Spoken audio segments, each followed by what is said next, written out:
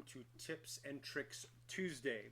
This is my second video in this series. The first one I talked about forming the embouchure, how I describe it for my beginner students, and just gave some advice on how I think the embouchure works. The second video I'm going to focus on a secret, a discovery I've made in terms of how to make the high range easier. And spoiler alert, it's the tongue. The tongue has to be higher, period.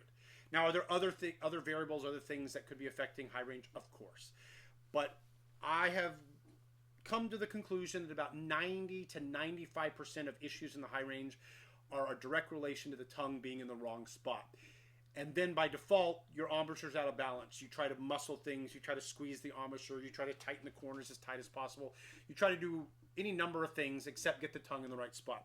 So over the years, I've developed little tips and tricks, little exercises to help that. And in this video, I'm going to demonstrate one that I call high range extenders. Now I'm going to just do the very first one, which helps my students get top line F more easy. So technically, I've got a resource video here that I use. It just basically is a buzzing track, a play along track. But you could do this on a piano. You could do it anywhere. So I'm going to share my high range extender that I teach to help students make their high range easier. And this one is high F. So basically, it involves kind of a three-step process. It involves a sizzling. It involves free buzzing, which in my first video I talked about how I shaped that. And you do an alternating sizzle to free buzz, sizzle to free buzz, sizzle to free buzz. Then I go to my mouthpiece where I will buzz the pitch, the top line F twice, and then I put it on the horn.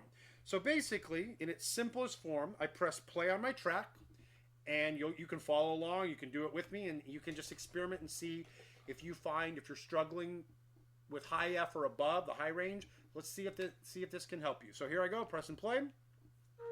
Starting note, I sizzle. I free buzz an octave lower. Sizzle. Free buzz. Sizzle. Free buzz. A little extra time, I'm going to buzz it on the mouthpiece.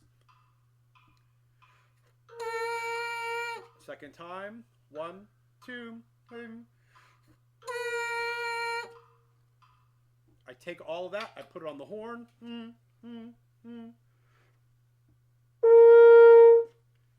In theory, what that's doing is it's training your tongue to get higher with the sizzling.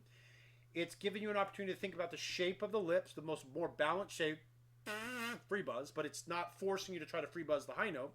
You do that, 6 times or 3 times total, however you want to look at it. Then you go to the mouthpiece to kind of connect it, and then you go to the horn.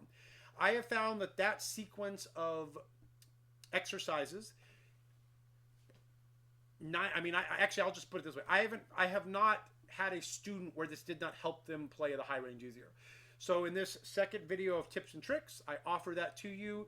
Obviously, like everything, these are a little self-promoting, where I have a website, wvhornacademy.com, which has that resource along with thousands of others, including buzzing tracks, including piano accompaniment tracks, including videos where I talk about how I teach different standard horn pieces, original compositions, including chamber music, horn quartets, woodwind quartets, lots of arrangements. I have Christmas arrangements, I have patriotic arrangements, I have sacred arrangements, tons of stuff. I've got stuff for excerpts and all those things, and I'm continually adding new things because, again, I think process over product.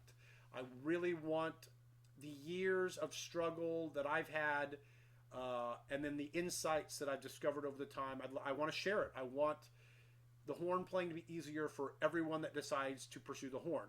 Obviously, it'd be nice to make a little money in the process. All that being said is happy practicing. We'll see you in the next video.